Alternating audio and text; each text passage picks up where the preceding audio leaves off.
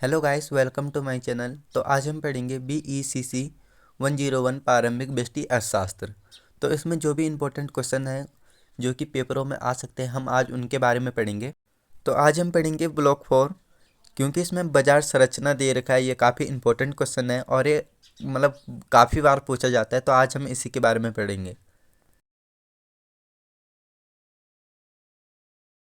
तो चलिए guys, video को स्टार्ट करते हैं। तो सबसे पहले हम जान लेते हैं कि इससे क्वेश्चन बनते क्या है।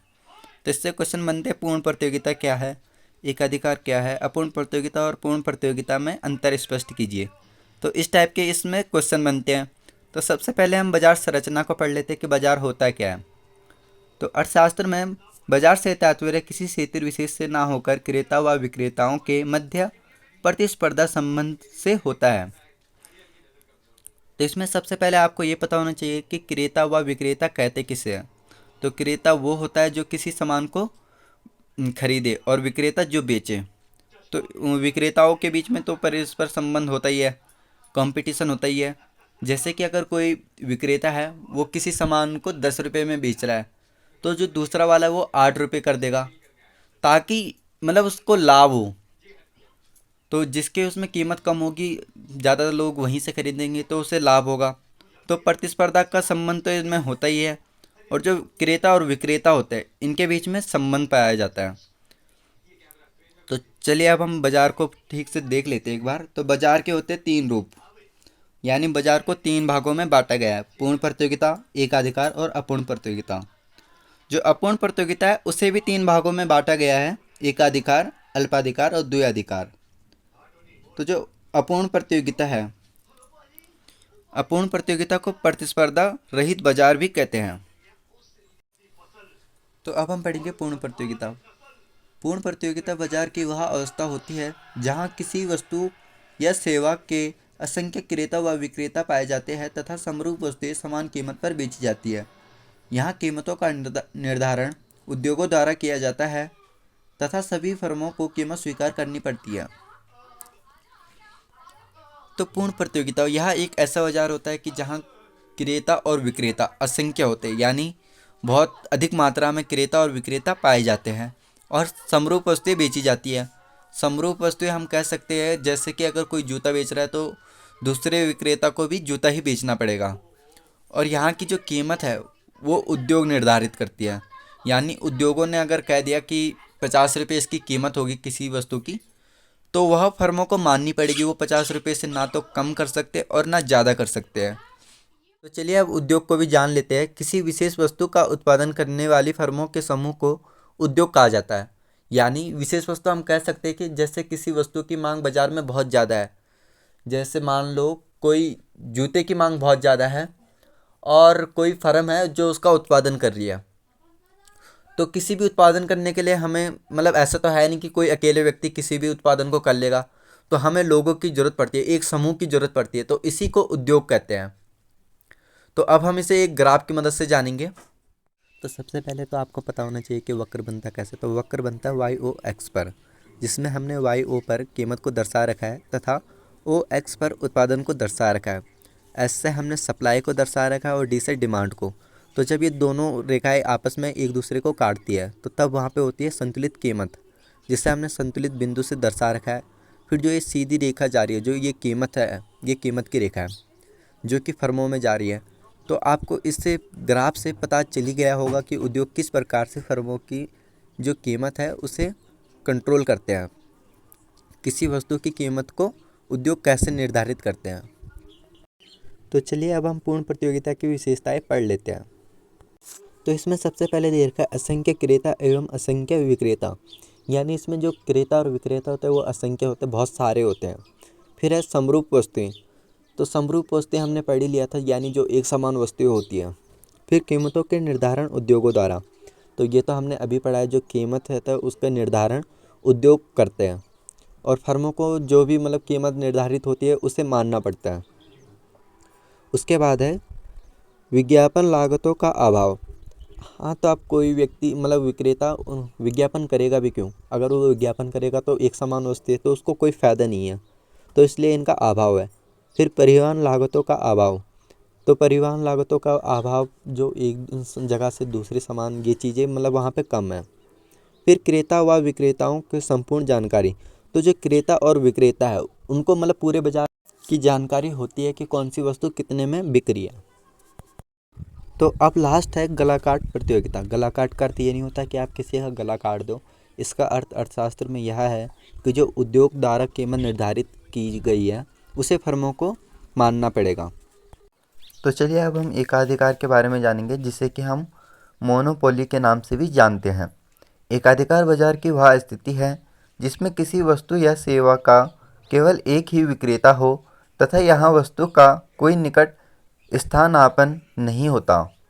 जैसे भारत रेलवे पर भारत सरकार का एकाधिकार। तो अब इसे थोड़ा समझने की कोशिश कीजिएगा। इसमें कहा गया है एकाधिकार बाजार की वह स्थिति है जिसमें सेवा पे किसी एक ही विक्रेता का अधिकार हो। और ऐसा कब होता है? ऐसा होता है जब सार्वजनिक कार्य हो। जैसे कि किसी भी सार्वजनिक कार्य पर जो विक्रेता है वो कौन है? सरकार है। तो किसी भी सार्वजनिक कार्य को लागू करना या बंद करना ये सरकार का अधिकार होता है। तो इसमें यही है, और उसका कोई स्थापन ना हो। अब देखो भाई, सरकारी कामों में स्थापन होगा भी कैसे? जो सरकारी काम है, सार्वजनिक कार्य है, वो कोई और व्यक्ति तो करेगा नहीं, तो सरकार ही करेगी। तो इसी के लिए हमने एक उदाहरण ले रखा है, जैसे कि भारत रेलवे पर भारत सरकार का अधिकार। तो आई होप आपको एकाधिकार समझ में आ चुका होगा। तो चलिए अब हम एकाधिकार की विशेषता भी पढ़ लेते हैं। तो सबसे पहले हमें दे रखा है केवल एक ही विक्रेता, यानी कोई वस्तु है जिसे कोई व्यक्ति बेच रहा है और उसका केवल एक ही विक्रेता है। जैसे कि मैंने उदाहरण के तौर पे आपको सरकार दे रखा था। फिर अनेक क्रेता, यानी उसे जो इस्तेमाल करने वाले कहे या फिर खरीदने वाले कहे, बहुत सारे लोग हैं। फिर है निकट स्थानापन्न वस्तु का अभाव, यानी उसके निकट में उस वस्तु को बेचने वाला कोई भी नहीं है। जैसे कि मैंने रेलगाड़ी का उदाहरण दिया था और सार्वजनिक कार्यों का उदाहरण दिया था। फिर है कीमत पर पूर्ण नियंत्रण। तो जो कीमत होती है उस पर सरकार का पूर्ण नियंत्रण होता है। वो चाहे तो 10 रुपये रखे या फिर 50 रुपये रखे, मतलब जो भी उनका मन है वो रख सकते हैं। फिर है कीमत विभेदी। कीमत विभेदी का अर्थ होता है कि अलग अलग कीमत का चेंज होना। जैसे कि सरकार बूढ़ों से मतलब कम रुपए लेती है, या फिर यूँ कहे कि बूढ़ों से रुपए नहीं लेती, बच्चों से रुपए नहीं लेती, लेकिन जवानों से लेती है। तो कीमत चेंज होती रहती है मतलब। तो अब हम पढ़ेंगे अपूर्ण प्रतियोगिता। तो इसमें हमें दे रखा है एकाधिकारात्मक मोनोपोलिटिक। यह बाजार की वह अवस्था होती है जिसमें किसी वस्तु या सेवा के असंख्य क्रेता एवं विक्रेता पाए जाते हैं तथा प्रत्येक विक्रेता की वस्तु दूसरे विक्रेता से भिन्न होती है। यानी अपूर्ण प्रतियोगिता एक ऐसी प्रतियोगिता है जिसमें सेवा के असंख्य क्रेता एवं विक्रेता होते हैं। यानी खरीदने वाले भी बहुत सारे होते हैं और बेचने वाले भी बहुत सारे होते हैं। और इसमें प्रत्येक विक्रेता की वस्तु दूसरे विक्रेता से भिन्न होती है, यानी अलग होती है। जैसे कि कोई अगर ड्रेस बेच रहा है तो कोई जूता बेच रहा है, कोई आलू बेच रहा है, कोई टमाटर बेच रहा है, तो मतलब सारी वस्तुएं अलग अलग होती है। तो यहाँ पे हमने उसके थोड़े उदाहरण दे रखे, जैसे भारत में टूथपेस्ट, साबुन आदि बनाने वाली फर्में। तो चलिए अब हम एकाधिकारात्मक की विशेषता भी पढ़ लेते हैं। तो सबसे पहले हमें दे रखा है असंख्य क्रेता व विक्रेता, यानी इसमें बेचने वाला और खरीदने वाले बहुत सारे होते हैं। फिर वस्तु विभेदी। वस्तु विभेदी का अर्थ होता है कि वस्तु भिन्न होती है, यानी अलग अलग होती है। उसके बाद हमें दे रखा है फर्मों के प्रवेश व निकासी की स्वतंत्रता, यानी जो प्रवेश, यानी कोई भी उस बाजार में आ सकता है और कभी भी जा सकता है, ये उनकी मर्जी होती है।